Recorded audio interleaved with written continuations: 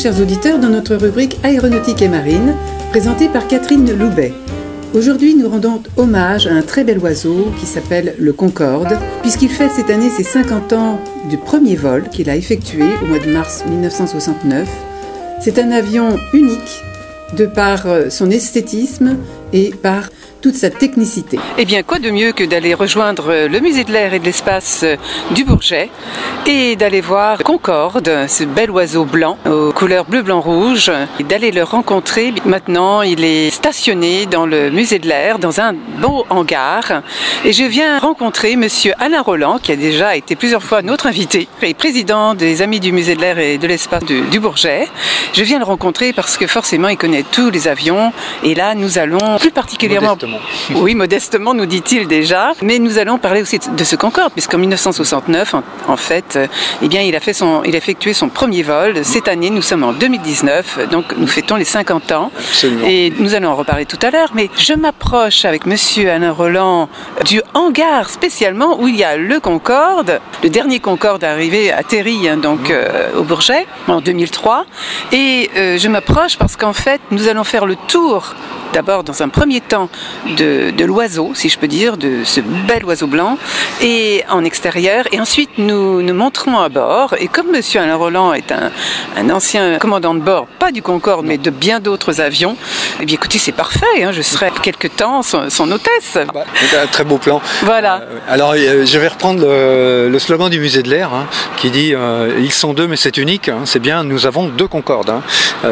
C'est donc extraordinaire dans le monde. Un seul endroit a aussi deux Concordes, c'est Toulouse.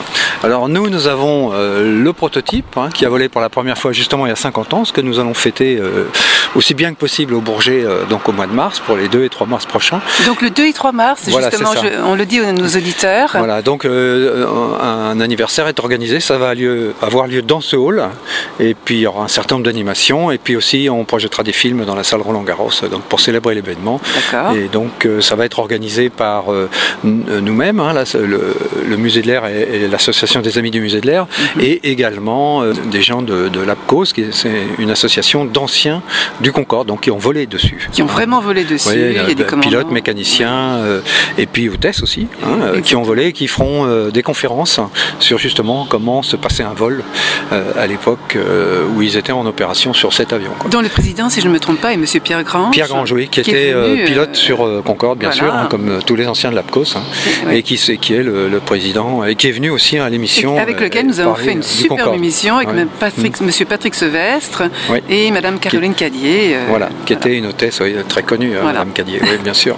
Et Patrick Sevestre aussi, c'est un monsieur qui connaît toujours très très bien l'avion. C'est un chef mécanicien au sol, hein, il a été en escale à New York, entre autres, donc pour s'occuper des Concordes, ce qui était quand même un métier assez difficile, on va dire, parce que bon, l'avion est très complexe. Hein. C'est une des particularités de cet avion, c'est que on est au début des années 60, hein, lorsque le projet est lancé, les contacts ont lieu entre les Britanniques et les Français à la fin des années 50. Oui, parce qu'il faut le dire, Concorde, c'est Concordia, une entente entre la Grande-Bretagne et la France. Voilà. Alors absolument, pas européen, justement, parce que on entamé ce programme, bien deux pays, hein, c'est la France et la Grande-Bretagne, et ont été mis de côté, parce qu'on parle d'Europe qui venait à peine de se faire à ce moment-là, au début des années 60, ont été mis de côté, entre autres les Allemands, qui n'ont pas été du tout mis dans la boucle, bien que les Allemands soient indirectement présents dans une certaine mesure, parce que en Grande-Bretagne,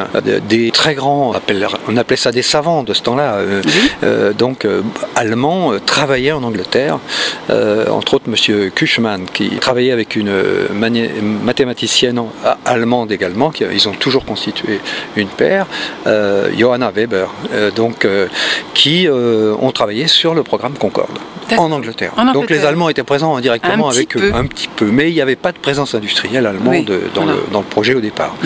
Donc ça démarre au début des années 60, parce que des études qui ont lieu différentes, aussi bien côté britannique que français, on diverge sur l'objectif, c'est-à-dire qu'on veut faire chez les Français un moyen courrier supersonique. Rien que ça. Et ça paraît incroyable de nos jours, mais il y a une raison à cette configuration, c'est parce que les Français sont sont à ce moment-là les seuls en Europe à avoir fait une réussite en matière d'avions de ligne à réaction. C'est la Caravelle. Hein, début des années 50, la Caravelle est une réussite, les Français en sont très fiers et ils pensent pouvoir réitérer la même chose dans le monde supersonique. À l'époque, le supersonique est considéré comme un moyen qui sera rentable pour transporter des passagers et pourquoi pas sur moyen courrier. Parce que les Français sont tétanisés à l'idée d'affronter les Américains sur le marché du long courrier. Donc ils ne veulent pas y aller et donc c'est pourquoi ils sont coincés, si je puis dire, sur ce projet d'un moyen courrier supersonique, à environ 4000 km maximum de distance franchissable. Les Anglais, eux, partent sur un principe totalement opposé en disant eh bien l'avion ne peut être rentable que sur du long courrier, c'est-à-dire de l'ordre de 6000 km. Et donc au début, eh bien, les rencontres ont lieu entre les équipes des différents pays, aussi bien les bureaux de recherche, RAE britannique, ONERA français, etc. Et puis les industriels, et aussi, il ne faut pas l'oublier, l'importance des services d'État à ce moment-là, la SGAC qui viendra la DGAC, etc. Et donc tous ces gens sont bien d'accord sur un point, c'est que aucun pays tout seul n'arrivera à financer une étude aussi énorme.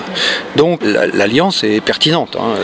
Et au final, en 1962, à la fin de 1962, il y aura la signature d'un accord industriel et ensuite d'un accord entre États, qui est signé étrangement un peu en catimini entre les Britanniques et les Français à Londres, avec un responsable anglais qui a rang de ministre et un Français qui est lui ambassadeur. C'est M. Chaudron de Courcelles qui signe pour la France. Mais tout ça n'est pas fait en grande pompe et en grande cérémonie, ce qui pourrait être logique compte tenu de ce qui après sera considéré comme un programme gaullien, alors qu'en réalité le général de Gaulle n'est pas trop impliqué au départ dans la chose. Il avait l'idée, il était pas du tout opposé, mais disons que le fait de ne pas s'impliquer directement au tout début lui donnait une marge de manœuvre au cas où l'affaire aurait mal tourné. Bon, le projet est lancé, mais ce qui est complètement extraordinaire, c'est que le fameux accord entre États, il ne comprend que 7 chapitres, qui eux-mêmes ne comprennent que quelques lignes, pour certains, et le point clé en l'histoire, c'est qu'il y a un verrou, je dirais, politique, qui dit qu'il faut absolument que le projet soit partagé 50-50. Alors ça a des conséquences parce que en fait le moteur disponible il est que britannique. C'est un moteur qui a été fait par une entreprise qui s'appelle Bristol Siddeley, qui ensuite a été racheté par Rolls-Royce. Donc c'est le fameux moteur Olympus qui existe déjà depuis des années en Angleterre parce que ça a été toute une série, ces moteurs Olympus. En fait c'est pas un seul type de moteur mais c'est plusieurs moteurs qui ont augmenté en poussée au fil des années, y compris pour Concorde. Il y a eu plusieurs versions successives et donc ce moteur il est le seul disponible. Donc on travaille avec les Britanniques sur leur moteur. Et donc, comment faire du 50-50 alors que là, eux, ils sont à 100% pratiquement. Enfin, je caricature parce que quand même la partie arrière sera faite par la SNECMA en France. Et donc, ça veut dire qu'on a une subtile équation qui fait que les Anglais construiront un petit peu moins de la partie structure, fuselage, voilure, etc. du Concorde, parce qu'ils ont une plus grande part dans le domaine du moteur. Oui. Alors, après ça, la conséquence, elle est un petit peu ubuesque. Dans les écoles d'ingénieurs, c'est l'exemple de ce qu'il ne faut pas faire. Alors, c'est facile de nos jours, évidemment. Mais à l'époque, cet impératif du 50-50 entraîne la gestion du projet par un comité qui est lui-même à présidence tournante, lequel comité s'appuie sur différents sous-comités, eux-mêmes aussi à présidence tournante, pour toutes les parties. Alors il y a donc les moteurs, il y a les équipements, le train d'atterrissage, etc., les commandes de vol, les systèmes de navigation, tout ça sont des sous-comités qui eux aussi sont à présidence tournante. C'est-à-dire qu'à chaque fois, il y a pour être chef du comité, c'est soit un Anglais, soit un Français, et ça tourne. Et ça tourne bien ? Ça tourne très mal.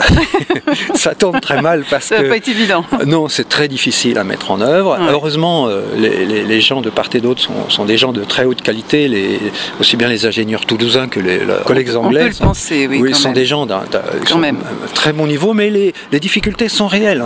Parce que, il y a des problèmes d'ego, il y a des problèmes de culture, et puis de langue. Parce que nous, ça nous paraît plus facile à envisager de nos jours de travailler en anglais, aussi bien dans les armées que dans l'industrie. Entre autres, chez Airbus, on parle une langue que certains appellent le globish, mais ça paraît normal. Tout le monde parle cet anglais basique qui permet d'échanger normalement. À l'époque, les Toulousains, comme on dit avec l'accent, eh ben, ils parlent pas tellement anglais. Hein. Et ça pose problème. Et même Cervanti, le grand patron des ingénieurs qui sont du côté Sud Aviation, a un contact assez frais avec les Anglais, quoi. En fait, il participe très rarement aux réunions où il aurait pu être. Enfin bref, heureusement, il y a beaucoup de gens de bonne volonté et de très haut niveau technique qui sont impliqués des deux côtés. Ça marche très très bien, en particulier chez les motoristes, hein, entre les gens de Snecma et les gens de Rolls-Royce, qui a racheté Bristol Siddeley après.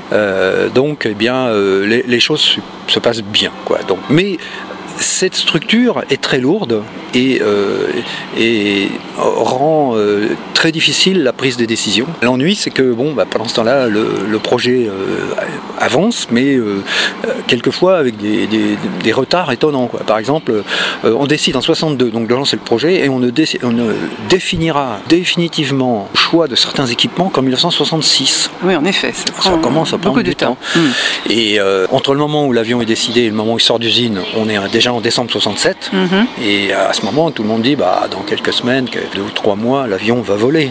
Ah non, il va voler en mars 69. Oui. Donc entre la sortie d'usine en décembre 67 et le premier vol en mars 69, il y a quand même une durée qui est complètement malgré tout, il s'est construit. Malgré tout. Oui.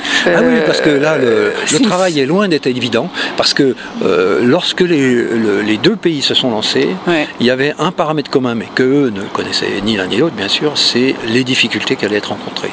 Le projet va rencontrer des difficultés techniques monumentales, et il va y avoir un énorme travail à fournir, aussi bien chez les collègues britanniques que chez nous. C'est intéressant. Pour aboutir. C'est pas du tout facile. Et ça, au début, ça a été totalement sous-estimé.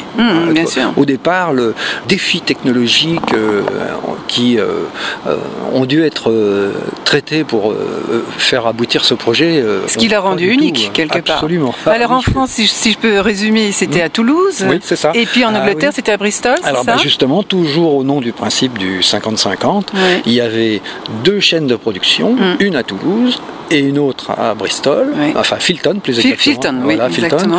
Et donc on a construit de chaque côté un prototype dont nous avons le premier devant nous, celui qui a été construit à Toulouse et donc sorti de son parce que, pardon, 67. Monsieur Alain Roland, je vous interromps parce que dans ce hangar, pour nos auditeurs, ceux qui ne connaissent pas bien sûr, dans le musée de l'air et de l'espace, il y a donc le Concorde Airliner et il y a donc le prototype aérospatial d'ailleurs, il est rouge et blanc, France British Aircraft Corporation. Les 2 industriels qui ont été en charge de ce projet sont face à face.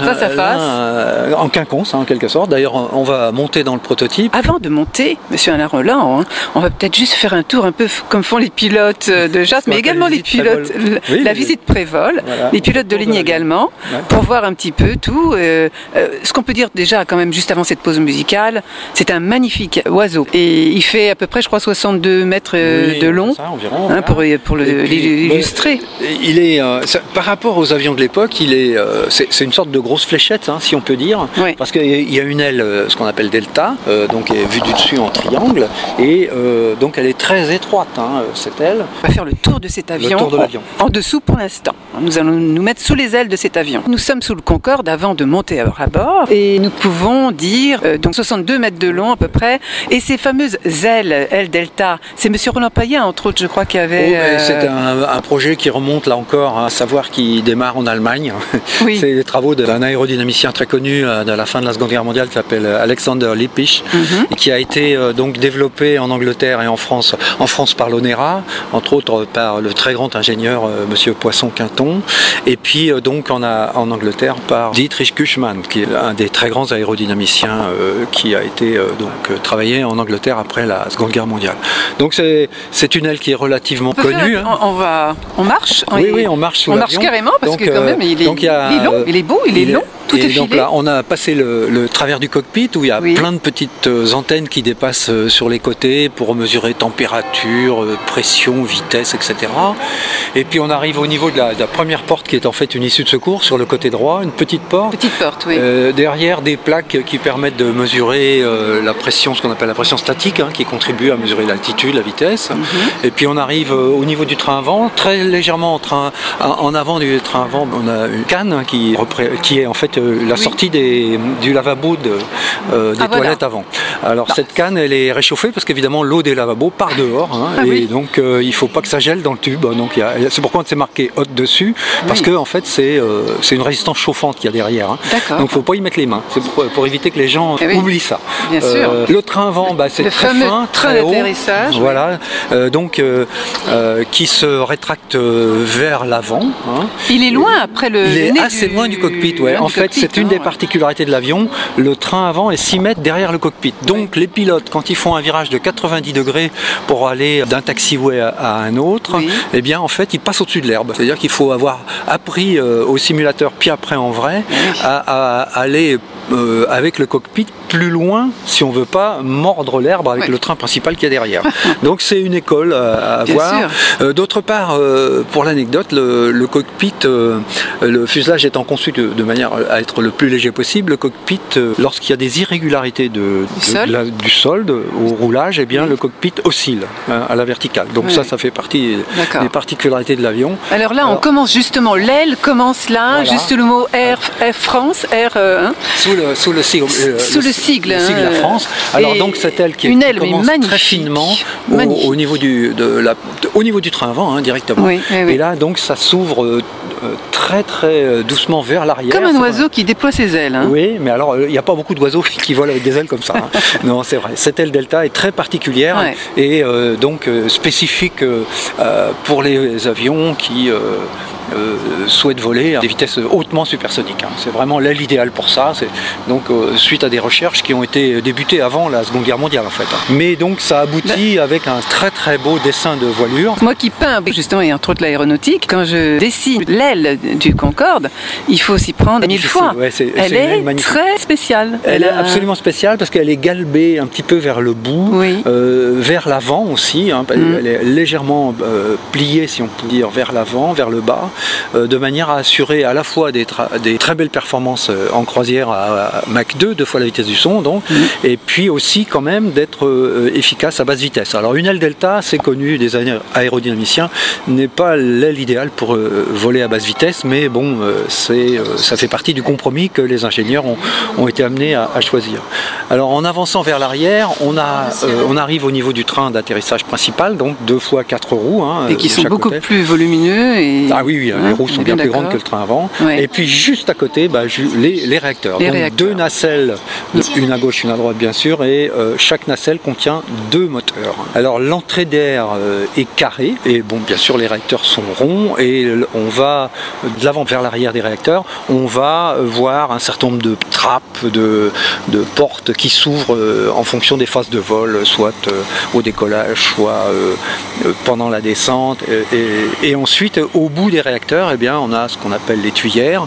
Et là, c'est un moteur donc, qui fonctionne y compris en régime supersonique. Et donc, ça veut dire qu'on est obligé de faire varier à l'arrière la surface de la tuyère. Donc, il y a ce qu'on appelle les paupières. En fait, il y en a deux jeux successifs, primaire et secondaire. Et là, les paupières secondaires sont utilisées également pour fermer le jet réacteur et ce qu'on appelle passer le moteur en configuration reverse pour l'atterrissage.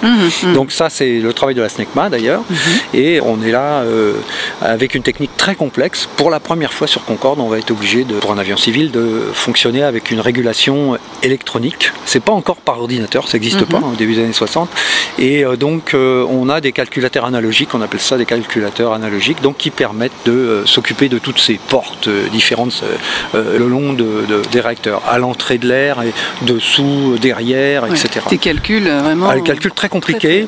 D'ailleurs, ça donnera beaucoup de fil à retordre aux équipes d'ingénieurs qui vont travailler travailler sur le Concorde, et ce jusqu'à la fin. C'est-à-dire que même au moment où on commencera à se dire 3 semaines avant la livraison aux compagnies des Concordes de série, on s'apercevra encore de problèmes sur les entrées d'air. Donc ça va vraiment être un cauchemar pour beaucoup d'ingénieurs, mais au résultat ça marche très très bien, malgré le fait que ça soit à la fine pointe de la technologie de l'époque. Alors en allant vers l'arrière, on va se diriger vers l'arrière, donc on passe carrément sous l'aile. La partie arrière de l'aile. Alors là, avec les gouvernes qui sont déplacées vers le haut ou le bas pour soit incliner l'avion en virage à gauche à droite ou monter descente, ce qu'on appelle les élevons. Alors ces élevons sont déplacés par des vérins hydrauliques spéciaux qui s'appellent des servocommandes. Bon, je ne rentre pas dans les détails, mais disons que la grande particularité du Concorde, et là encore c'est une nouveauté pour cet avion, c'est que ces servocommandes sont activées non pas par voie mécanique mais par voie électronique. C'est le premier avion civil à fonctionner avec des commandes de vol qu'on appellera électriques ou fly-by-wire en américain. Donc ça veut dire qu'entre le pilote et ses gouvernes, bon, il y a bien sûr le vérin hydraulique qui les bouge parce que la force pilote est insuffisante pour déplacer ces grandes surfaces à grande vitesse, mais surtout ça n'est plus une liaison mécanique, il y a un calculateur encore, toujours pas un ordinateur à cette époque-là, qui donc prend en compte les ordres du pilote et après passage dans tout un système électronique détermine quel angle de braquage va être demandé à la servocommande qui est au bout de la chaîne. Donc ça c'est tout nouveau pour le Concorde. En effet. Et alors à l'arrière justement après donc. Alors on est sur la pointe arrière qui a une particularité, c'est 2 petits trous qui sont juste sous la dérive, en pointe arrière complètement. Alors les 2 petits trous, pourquoi parce que on a donc dit que l'aile delta n'était pas une aile idéale à basse vitesse, et donc en fait l'avion est très cabré à l'atterrissage. D'où une particularité qu'on pourra mentionner dès maintenant, c'est le fait que le nez doit être plié pour le décollage et l'atterrissage. Donc le nez s'abaisse, on y reviendra peut-être.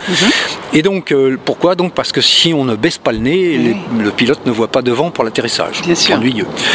Et donc il y a aussi une des conséquences, c'est que si jamais l'atterrissage est mené pas idéalement, disons, et bien avec cet angle de cabré important de l'avion en courte finale, eh bien on risque de toucher la pointe arrière et donc d'abîmer sérieusement l'avion. Et bien pour éviter ça, on a monté un tout petit train d'atterrissage, si je peux dire, qui n'est jamais utilisé par définition. C'est 2 petits trous qui sont sortis à l'arrière du fuselage pour éviter ce problème. D'accord. Et alors nous avons bleu, blanc, rouge. Oui, bien sûr, la très belle couleur Air France. Voilà, sur la dérive. Sur la dérive. Alors ça c'est la deuxième peinture. La première était avec ce liseré bleu qui était sur toute la longueur du fuselage, et puis un autre liseré en arc sur la dérive. Donc ça c'est la couleur finale, qu'ont eu les Concorde assez rapidement. Et il y a une immatriculation aussi? Alors ça, bien sûr, c'est peint à l'arrière de l'avion, et donc c'est FBTSD, donc au Bourget on l'appelle le Sierra Delta. Voilà, le Sierra Delta. Voilà. Alors cet avion est arrivé en 2003, donc au moment du salon du Bourget. En juin 2003. Alors le dernier vol pour Air France a été fait en mai 2003, et ensuite donc il a été convoyé ici. Donc ça c'était un événement pendant le salon, en présence du président de la République de l'époque, M. Jacques Chirac, si je ne m'abuse. Et c'était fabuleux. C'était le Concorde était devenu à la fin de son exploitation. On avait repris l'exploitation après l'accident, et il y avait beaucoup d'émotions. Beaucoup. Les gens se déplaçaient pour voir décoller et atterrir le Concorde, mais il y avait des gens dans les champs pratiquement à 20 km à la ronde. C'était assez incroyable. Il y avait des gens qui étaient sur l'aéroport de Roissy pour les derniers vols, avec des calicots Concorde, on t'aime et tout. C'était assez extraordinaire. Et il n'y avait plus personne qui travaillait dans les bureaux Air France. Tout le monde était dehors pour voir le passage des derniers avions. C'était incroyable. Puis même quand ils décollaient, on ne pouvait plus travailler. Ça faisait un peu de bruit, mais bon, il y a quand même de bonnes. Les bureaux étaient bien insonorisés. Mais c'est vrai que c'était un avion assez mythique. Les derniers vols ont eu lieu bien sûr sur la ligne classique Paris-New York et retour, mais il y avait aussi de nombreuses boucles supersoniques. On appelait ces vols-là qui donc se vendaient presque au marché noir. Enfin, je caricature un peu, mais avec des vols qui faisaient un peu plus d'1 heure et qui passaient sur l'Atlantique en supersonique, parce que ça c'était quand même le but, et qui revenaient aussitôt à Roissy. Donc les Anglais et nous, on en a fait plusieurs de ces boucles. On va parler justement du vol subsonique et supersonique quand on sera à bord. Si vous le voulez bien, on va monter. Alors nous, au musée de l'air, donc on va d'abord monter par le prototype, à l'arrière du prototype. D'accord. Et ensuite, eh bien, on remontera le fuselage du prototype vers la porte avant gauche et on rentrera, puisque les deux avions sont face à face en quinconce, donc on rentrera dans la cabine du Concorde Sierra Delta. Nous sommes maintenant à l'arrière du prototype Concorde, juste avant de monter à bord. Absolument. Donc, ce prototype est caractéristique du projet tel qu'il était envisagé au départ par les Français, c'est-à-dire ce qu'on appelait la super caravelle. Alors, je vous rappelais peut-être que la caravelle avait un petit escalier à l'arrière qui permettait aux passagers de monter dans l'avion par l'arrière. Et sur Concorde, on a gardé cet escalier, mais uniquement sur le prototype. Ça a été supprimé après.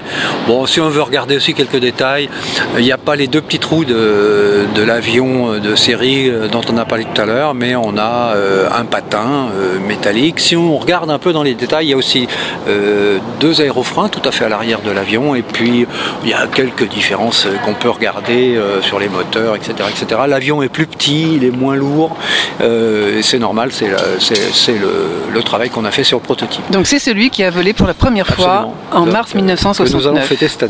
Et voilà. Donc en montant l'escalier, eh bien, on va pénétrer dans un prototype, c'est-à-dire qu'on va voir tout un tas de câblages électriques, dont une part est orange, et le orange c'est typiquement la couleur des paramètres mesurés durant les essais. D'accord. Donc la cabine du Concorde est vide, d'autant plus qu'à la fin de ces vols, il y aura donc ce suivi d'éclipse qui aura lieu en 73, juste avant qu'il soit livré au Bourget pour le musée de l'air. Et donc tous les équipements qui étaient utilisés par les astronomes ont été démontés, sauf ceux qui sont dans les vitrines à côté du Sierra Delta, donc devant notre prototype. Et donc il faut imaginer que cette cabine est pleine par 12 tonnes, 39 baies de matériel d'enregistrement, parce qu'à l'époque, il n'y a encore pas ce qu'on appelle d'une façon importante la télémétrie, donc qui permet de tout transmettre au sol en même temps qu'on vole. Bon, alors nous allons monter.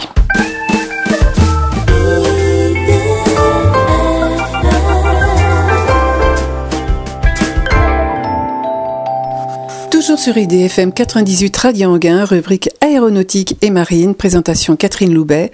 Notre invité, monsieur Alain Roland, président de l'AMA, les Amis du Musée de l'Air et de l'Espace, et nous visitons le Concorde à qui nous rendons hommage pour les 50 ans de son premier vol. Première chose qui est immédiatement visible, c'est la petite taille du fuselage. Il est plus petit. Il est très étroit, c'est un avion qui doit voler en supersonique, donc on fait en sorte que la traînée, comme on dit, soit la plus faible possible. C'est un peu comme un avion de chasse avec un gros avion de chasse. Oui, voilà.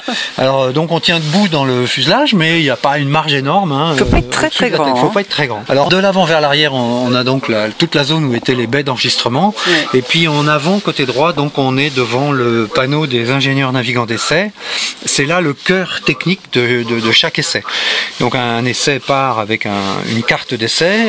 Donc l'équipage doit réaliser un certain nombre de mesures.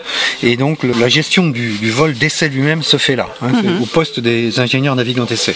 Où on peut voir toute une série d'instruments qui mesurent les paramètres moteurs, le carburant, etc., etc. Donc en allant un petit peu plus loin vers l'avant, on va arriver au cockpit, et là l'équipage est classiquement à 3, c'est-à-dire un commandant de bord, un copilote et un mécanicien navigant. Alors tous ces gens-là ont derrière leur titre le titre essai, donc pilote d'essai, mécanicien navigant d'essai, ingénieur navigant d'essai.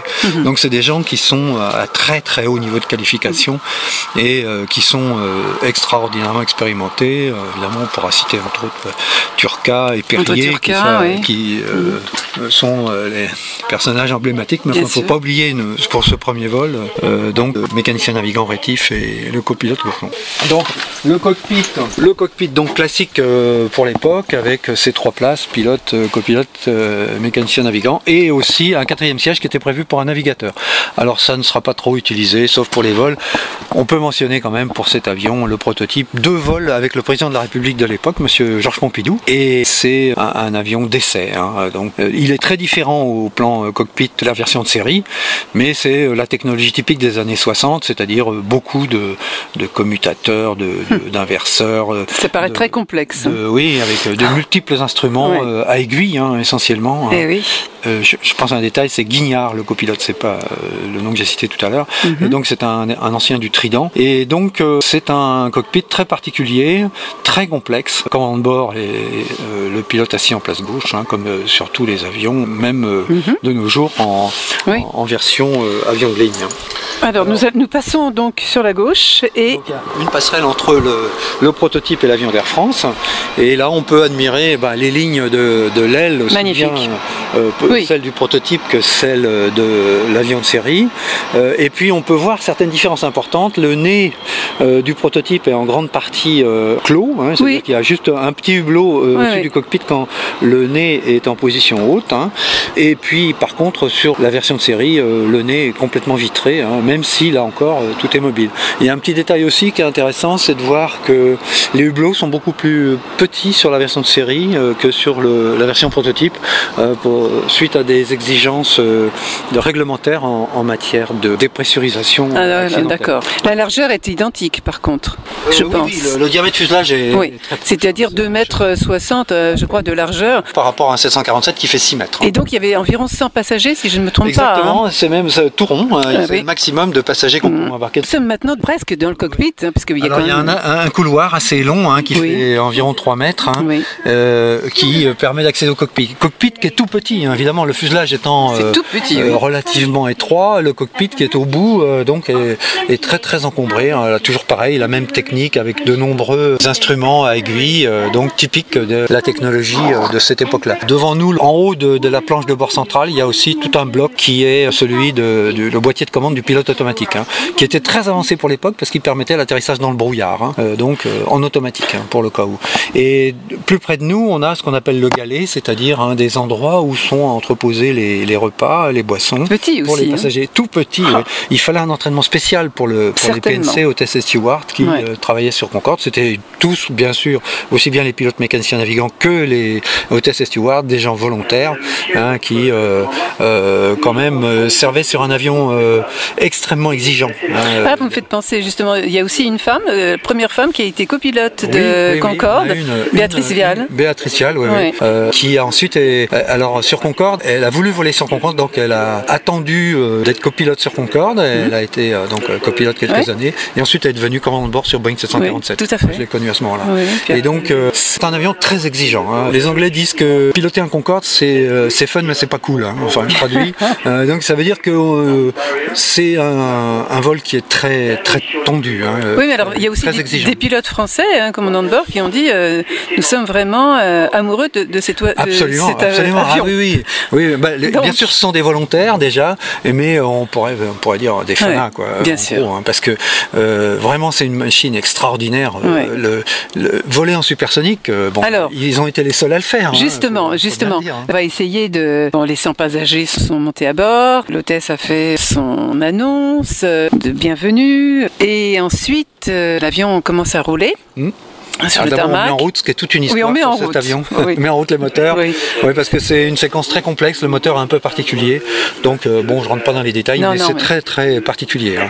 Et donc on met en route, et puis après quand on a tout débranché sous l'avion, que le mécanicien au sol a fait le dernier signe comme quoi c'est bon, eh bien allez, ça roule. Et là ça roule assez vite, parce que les moteurs ont une poussée importante, même au ralenti, et donc les pilotes sont obligés en permanence de donner pas des coups de frein, mais de freiner souplement, mais pas trop souvent, parce que sinon on chauffe les freins.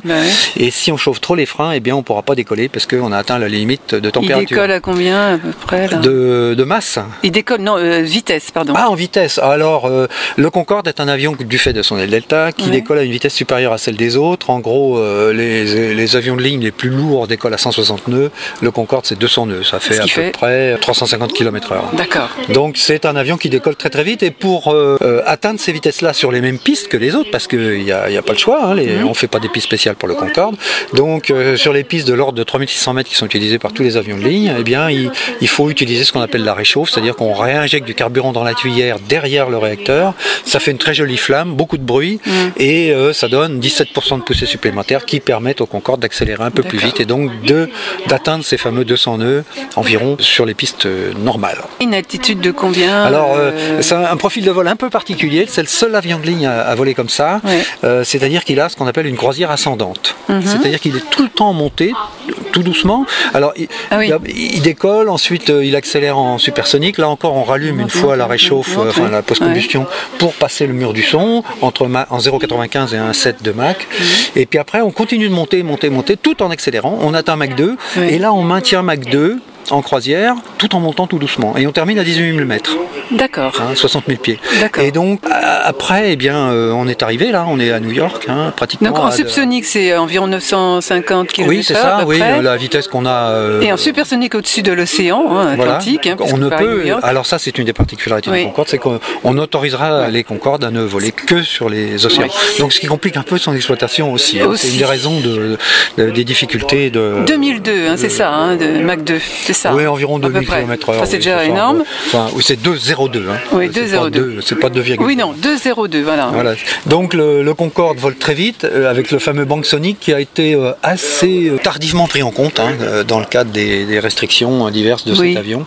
Et donc, finalement, il est interdit de vol supersonique au-dessus des continents, au-dessus des zones habitées. Et donc, quand on arrive à 18 000 mètres, il est question de descendre tout de suite. Alors, à propos du nez de cet avion, parce que quand même, il faut en parler. Oui. La visière. C'est quand même spécial. Absolument, oui, c'est complètement unique dans le monde des avions de ligne. Tout à l'heure, quand vous disiez, quand on était au sol, on le regardait et puis vous me disiez, oui, par exemple, par rapport au train d'atterrissage à l'avant, il faut quand même que les pilotes prennent une certaine ampleur, etc. Mais avec le nez, pareil, si le nez était relevé, il ne voyait pas grand-chose non plus. Donc il roulait baissé. Le nez était baissé. Alors il y avait deux positions du nez, une position roulage-décollage, 5 degrés si je me rappelle bien, puis une deuxième position 12 degrés qui était pour l'atterrissage seulement. Et donc et puis troisième même, je crois même qu'il y a 3. Non mais ça c'était sur le proto ça. D'accord. Sur Concorde, que deux, si je me rappelle bien, il n'y a que 2 positions, Concorde série. Et il y a une visière aussi. Alors en fait la séquence sur le nez est en deux phases. D'abord il y a la visière qui se rétracte dans le nez et ensuite le nez lui-même qui se baisse. Et après évidemment dans la séquence inverse c'est d'abord le nez qui remonte puis la visière qui remonte. Et en fait les pilotes le faisaient très tôt parce que sinon l'écoulement aérodynamique était assez bruyant autour des vitres du cockpit. Donc on rentrait le train, la visière dans la foulée très rapidement. C'était une séquence classique. Ça diminuait l'inconfort pour les pilotes et puis aussi ça diminuait la traînée, bien sûr. Bien sûr. Alors une des particularités importantes de la cabine du Concorde, c'est l'indicateur de Mach, parce que les passagers viennent quand même pour voler à Mach 2. Exactement. Donc là, il y a 2 petits indicateurs qui sont un en cabine avant, l'autre en cabine arrière, une petite fenêtre rectangulaire et qui permet de voir en permanence le nombre de Mach. Et donc les passagers peuvent voir qu'ils ont atteint Mach 2. Alors en général, ça se terminait en cabine par un baptême. Ça pouvait aller jusque là, mais souvent les passagers se déplaçaient dans la cabine pour être photographiés à côté de l'indicateur, et donc entre amis, etc. Et donc c'était vraiment un des musts de cet avion que d'avoir son indicateur de Mach. Oui, alors, la cabine est très étroite, 4 sièges de front seulement. Et là aussi, la section est très faible, donc on tient debout au milieu, mais sans plus. Donc c'est vraiment un avion où les passagers s'assoient, et puis ensuite, oui, il fallait pas. Encore une fois, il fallait pas être trop grand non plus, parce que heureusement, il n'y a pas beaucoup d'heures. C'est confortable. Non, mais bon, le vol, heureusement, le vol n'était pas très long, donc. Oui, parce que quand la cabine est pleine à 100 passagers, quand vous voyez les photos de ce genre de cabine, ça paraît très, très, très densément occupé, on va dire. Et si vous le voulez bien, on va prendre un menu et je vais vous le lire. Merci d'avoir choisi le Concorde d'Air France pour ce voyage vers la France et l'Europe. Notre chef a préparé pour vous, avec talent et imagination, le brunch qui vous sera proposé dans quelques instants. Nous souhaitons que ce voyage vous soit très agréable. Notre cave Concorde: Champagne cuvée spéciale, Bourgogne blanc, Puligny Montrachet Les Changuins 1990, Bourgogne rouge, Volnay-Cailleret 1991, Bordeaux Rouge, Château-Clos des Jacobins Saint-Émilion 1993, Sauternes, Château-Laforie-Péraguet 1992. Jus de fruits frais, petit déjeuner, brunch à la carte. La marmite du chef, composée aujourd'hui d'une omelette à la fondue de poireaux et gingembre, de crevettes et saumon fumé de Norvège, assortiment de fromage français, coupelle de fruits frais, variété de pain frais, beurre, confiture, miel, yaourt. Boisson chaude, café de Colombie, café décaféiné, thé, infusion, lait, chocolat. En fin de votre vol supersonique, notre équipage sera heureux de vous offrir caviar et champagne, cuvée spéciale, en guise de bienvenue à Paris. Après avoir dégusté ce superbe menu et bu ce champagne avec cuvée spéciale, oui. Monsieur Alain Roland, alors? Oui, c'est vrai que ce Concorde bénéficiait d'un service très particulier parce que c'était au-dessus de la première classe, quoi. C'était caviar. Et tout l'avion était en première classe, enfin en classe Concorde. Bah oui. Et puis bon, il y avait quelques services spécifiques comme le fait que par exemple les gens n'embarquaient pas avec leur manteau. Ils étaient débarrassés de leur manteau avant d'embarquer et on embarquait sur déportant leurs vêtements à bord qui étaient donc chargés par les personnels au sol de l'escale et les PNC du bord, donc hôtesse et steward, et ensuite les passagers pouvaient monter. Donc c'était vraiment un traitement très particulier. À l'arrivée, il y a aussi tout un travail de l'escale de destination pour assurer dans les meilleurs délais les correspondances. Les transferts, bagages. Et pareil, il y avait un point d'honneur qui était mis par les services escale à livrer le dernier bagage dans un temps très très réduit, ce qui était relativement facile parce qu'il n'y avait pas tant de monde que ça à bord, une centaine de passagers. Conduire les passagers VIP. Oui, bien sûr, tout ça c'était pris en compte, mais par contre, là où c'était pas aussi simple que ça, c'est que les soutes sont toutes petites et donc assez difficiles d'accès, et donc les gens qui travaillaient pour sortir ces bagages le plus rapidement possible n'avaient pas la tâche facile. Alors il y a une chose aussi, pardonnez-moi, dont on n'a pas parlé, c'est le carburant, qui là est un peu à droite à gauche là dans cet avion et qu'il fallait équilibrer au fur et à mesure. C'est un des problèmes du Concorde, c'est qu'il est, et ça les équipes qui ont construit cet avion s'en sont aperçues assez rapidement, c'est que c'est un avion qui consomme énormément de carburant. Pour tenir ce vol à Mach 2, ça coûte beaucoup d'énergie et donc c'est très très consommateur, on va dire. C'est pas compliqué pour un Concorde, pour emmener 100 passagers en 3h40 à New York, on consomme autant de pétrole que sur un 747 pour en emmener 400 en 7h30. Donc si vous faites les calculs au kilomètre au 100 par passager, sur 747 c'est 5 litres au 100 et sur Concorde c'est 17-18 litres quoi. Donc là la différence est colossale, c'est évident. Mais quand l'avion a été conçu, faut se remettre dans le contexte de l'époque, on est convaincu que l'avenir du transport passager est le supersonique. Et donc en toile de fond, si je peux dire, le pétrole en ce temps-là était disponible en quantité infinie pour l'éternité. C'était absolument pas un problème. Et donc c'est une des grosses limites de l'avion, c'est-à-dire qu'il peut faire Paris ou un Londres-New York et retour bien sûr, c'est encore mieux parce qu'il y a le vent qui pousse là, c'est mieux, mais il ne peut pas faire Francfort-New York. Il ne peut pas faire Rome-New York parce que la quantité de carburant ne le permet pas. Donc c'est vraiment un avion qui est très limitatif à ce point de vue-là. Performance magnifique, à prix élevé, mais très très très limité. Malgré tout, alors aujourd'hui, il n'y a plus aucun avion qui puisse rivaliser, si on peut dire, avec Concorde. Est-ce que vous pensez vous-même qu'il va y avoir un autre avion, un autre Concorde un jour? Oui. On en entend beaucoup parler. Alors il y a eu plusieurs études qui ont été lancées par différents bureaux d'études sur la planète, américains, russes, européens, etc. Mais la probabilité qu'on aboutisse à un avion équivalent, c'est-à-dire 100 passagers, Mach 2, est assez peu vraisemblable. Pour bien des raisons. La première, c'est justement la consommation de carburant qui est complètement hallucinante par certains aspects quand même. Toutes les considérations environnementales, le banc sonique, etc. Pollution de l'air à très haute altitude et tout. Donc tout ça, si on voulait refaire un projet même de la même taille, je dirais, c'est-à-dire 100 passagers, d'abord il faudrait trouver les moteurs qui soient aux normes au plan écologique contemporain, ce qui n'était pas le cas du Concorde, bien sûr, qui a été conçu en 1960, c'est pas du tout le même monde. Et on serait peut-être amené à à faire un avion qui volerait un peu moins vite. C'est-à-dire au lieu de faire un vol à Mach 2, on pourrait avoir un avion qui volerait vers Mach 1.6, Mach 1.7, qui gagnerait déjà un certain temps de vol, mais qui serait beaucoup moins coûteux à la conception et à l'entretien, et aussi mais enfin, c'est plus la même consommation chose. en vol. Ah non, c'est plus du tout le même projet, absolument. Non, le Concorde, c'est un avion totalement unique, qui a eu le mérite non seulement de permettre pendant plus de 20 ans le transport en supersonique de passagers au quotidien, ce qui est quand même assez extraordinaire.